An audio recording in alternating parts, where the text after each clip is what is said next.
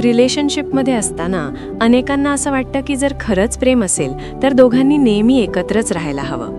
सतत बोलणं, भेटणं आणि एकमेकांसोबत वेळ घालवणं हेच प्रेमाचं लक्षण मानलं जातं. पण काही वेळा नात्यात इतका ताण, वाद किंवा गैरसमज निर्माण होतात की दोघांनाही थोडा वेळ स्वतःसाठी हवा असतो. अशावेळी काही लोक ब्रेक घेण्याचा विचार करतात. ब्रेक घेणं म्हणजे नातं संपवणं असं नेहमीच नसतं.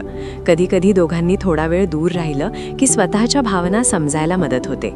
सततच्या वादांपासून थोडा वेळ दूर राहिल्यावर मन शांत होतं आणि नात्याकडे पुन्हा नव्या दृष्टीने पाहता येतं.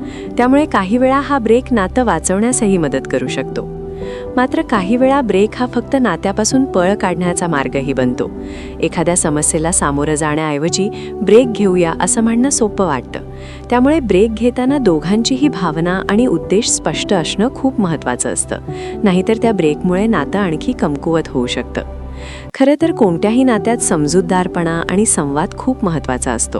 कधीकधी थोडं अंतर नात्यासाठी चांगलं ठरू शकतं, पण त्या अंतराचा उपयोग नातं समजून घेण्यासाठी आणि सुधारण्यासाठी झाला तरच त्याचा खरा अर्थ असतो. त्यामुळे रिलेशनशिपमध्ये ब्रेक घेणं योग्य की अयोग्य हा प्रश्न प्रत्येक नात्याच्या परिस्थितीवर अवलंबून असतो.